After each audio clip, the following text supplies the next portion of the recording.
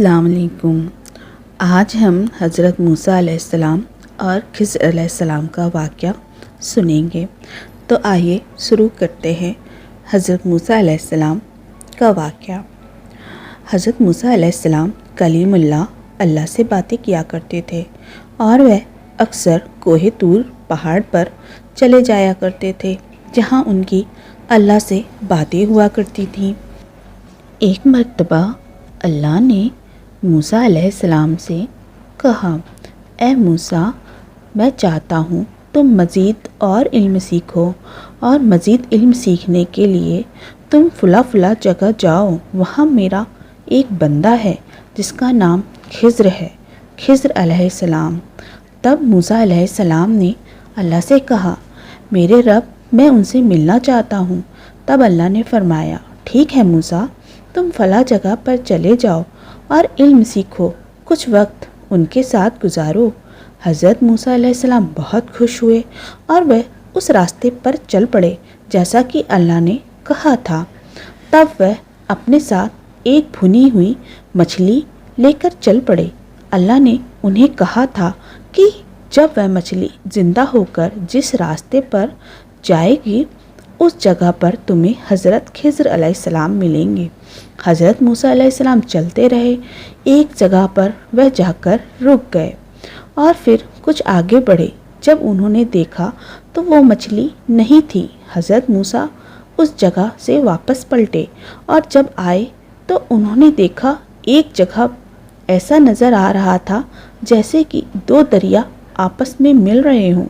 دراصل ہوا یہ تھا کہ اسی جگہ پر وہ مچھلی زندہ ہو گئی تھی اور دریا میں چل پڑی تھی۔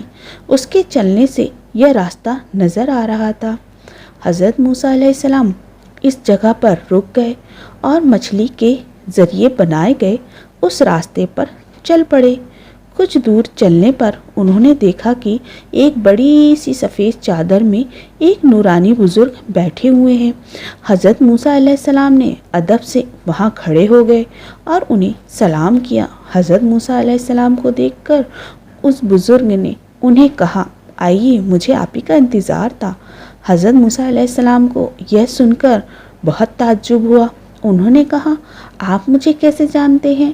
تب حضرت خضر علیہ السلام نے ان سے کہا، جس رب نے تمہیں میرے پاس بھیجا ہے اسی نے مجھے تمہارے بارے میں بتایا ہے۔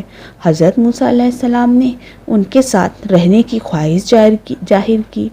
تب انہوں نے کہا، آپ جو کچھ بھی دیکھیں گے اس کی وجہ نہ آپ مجھے پوچھیں گے اور نہ کوئی سوال کریں گے اور خاموش رہیں گے، تبھی آپ میرے ساتھ رہ سکتے ہیں۔ حضرت موسیٰ علیہ السلام نے جواب دیا، ٹھیک ہے، میں آپ سے کوئی سوال نہیں کروں گا۔ پھر اس کے بعد وہ دونوں ایک کشتی پر سوار ہو کر کرانے پہنچے۔ کشتی کا مالک حضرت خضر علیہ السلام کو جانتا تھا، اس لیے اس نے ان سے کرایہ بھی نہیں لیا۔ کرانے پر پہنچنے کے بعد حضرت خضر علیہ السلام نے اس کشتی پر اپنا عصا مار کر ایک تختہ توڑ دیا۔ حضرت موسیٰ علیہ السلام سے رہا نہیں گیا اور انہوں نے پوچھ لیا کہ آپ نے اس غریب کی کشتی کو عیبدار کیوں کر دیا، جبکہ انہوں نے تو ہم سے کوئی اجرت بھی نہیں لی۔ تب انہوں نے کہا، میں نہ کہتا تھا کہ تم صبر نہیں کر سکو گے۔ تب موسیٰ علیہ السلام نے کہا، ٹھیک ہے، اب میں آپ سے کوئی سوال نہیں کروں گا۔ پھر اس کے بعد دونوں آگے بڑھ گئے۔ آگے جانے پر ایک گاؤں آیا جہاں پر کہ کچھ بچے کھیل رہے تھے۔ آپ نے ان میں سے ایک بچے کو اپنے پاس بلایا جو بہت ہی خوبصورت تھا اور اس کی گردن مروڑ دی۔ وہ بچہ اسی جگہ پر ختم ہو گیا۔ حضرت موسیٰ علیہ السلام کو بہت تعجب ہوا اور انہوں سے رہا نہ گیا۔ انہوں نے کہا، حضرت، آپ نے یہ کیا کیا؟ بلا وجہ اسے قتل کیوں کر دیا؟ آپ نے یہ کیا کیا؟ تب انہوں نے کہا، میں نہ کہتا تھا کہ آپ مجھ سے کوئی سوال نہیں کریں گے کیونکہ آپ صبر نہیں کر سکتے۔ حضرت موسیٰ علیہ السلام نے ان سے معافی مانگتے ہوئے کہا کہ اب میں آپ سے کوئی سوال نہیں کروں گا۔ پھر وہ آگے چلتے رہے اور آگے جانے پر ایک بستی آئی۔ انہوں نے بستی والوں سے کہا، ہم آپ کے مہمان ہیں، ہمیں کھانا کھلا دو۔ بستی والوں نے کہا، ہم نے تو آپ کو نہیں بلایا، ہم نہیں کھلائیں گے کھانا آپ کو۔ پھر آپ دونوں ایک آگے گلی کی طرف چل دیے۔ حضرت موسیٰ علیہ السلام نے دیکھا کہ ایک جگہ پر ایک دیوار گر رہی تھی اور ایک چھوٹے سے دھکے سے وہ گر جاتی۔ حضرت خضر علیہ السلام نے اس دیوار کو گرنے سے بچایا اور اسے نئے سرے سے اس دیوار کو پھر سے تعمیر کر دیا۔ حضرت موسیٰ علیہ السلام سے رہا نہیں گیا اور انہوں نے پھر سے آپ سے سوال کیا، حضرت بستی والوں نے ہمیں کچھ پوچھا ہی نہیں اور نہ ہی انہوں نے ہمیں کھانا دیا، تو پھر کیوں آپ نے ان کی ٹوٹی ہوئی دیوار کو کھڑی کر دیا؟ آپ اس کی کچھ اجرت ہی مانگ لیتے ان سے۔ تب آپ نے فرمایا کہ حضرت بس اب آپ کا اور میرا سفر بس یہیں تک کا تھا، اب آپ اور میں مزید ایک ساتھ آگے نہیں چل سکتے۔ میں آپ کے تینوں سوالوں کا جواب دیتا ہوں، مگر اب اس کے ساتھ میرا اور آپ کا آگے کا سفر یہیں ختم ہو جائے گا۔ آپ نے فرمایا، میں نے اس کشتی کو عیب دار اس لیے کر دیا تھا کیونکہ بادشاہ کے سپاہی دوسرے کنارے پر تھے۔ وہ اچھی اور بے عیب کشتی کو اس کے مالک سے چھین کر لے جانے والے تھے۔ میں نے اس کشتی میں عیب دار کر دیا تاکہ وہ اسے لینا چاہ سکے۔ دوسرے سوال کا جواب یہ ہے کہ جس بچے کو میں نے قتل کیا تھا وہ بچہ بڑا ہو کر ہی بہت ہی ظالم اور کافر ہونے والا تھا۔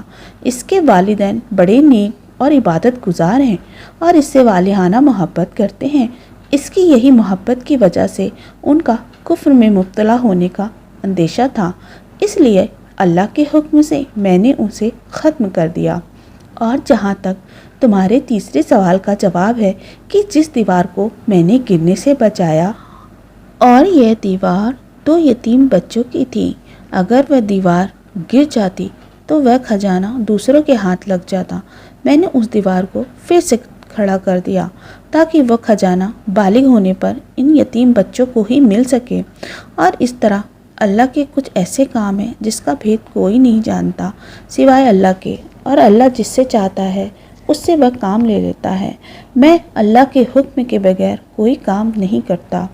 آپ کے پاس شریعت کا علم ہے جو مجھے نہیں پتا، اور مجھے اللہ کے ان بھیدوں کا علم ہے جسے آپ نہیں جانتے، لہٰذا میرا اور آپ کا سفر بس یہیں تک کا تھا۔ یہ کہہ کر حضرت خضر علیہ السلام نظروں سے اوجھل ہو گئے۔ ایسا ہی جب ہم پر اللہ کی طرف سے کوئی آزمائش آتی ہے تو ہم اللہ سے شکوے کرنے لگ جاتے ہیں کہ ہمارے ساتھ ایسا کیوں ہوا، یہ ظلم ہوا، یہاں تک کہ کفریات الفاظ بھی نکالتے ہیں جو کہ بہت بڑا گناہ ہے۔ اللہ کی حکمتوں کو کوئی نہیں جانتا۔ وقتی طور پر جو ہمیں ظلم اور مصیبت لگتی ہے وہ بعد میں پتہ چلتی ہے کہ یہ تو ہمارے حق میں بہتر تھا، اور کچھ حکمتیں مرنے کے بعد معلوم ہوں گی۔ اس لیے ہر حال میں صبر کریں اور شکوہ نہ کریں، کیونکہ ہم نہیں جانتے ہمارے لیے کیا اچھا ہے اور کیا برا۔ وہ صرف اللہ کی ذات کو پتہ ہے جو ہمیں ہماری 70 ماؤں سے زیادہ محبت کرتا ہے۔ بے شک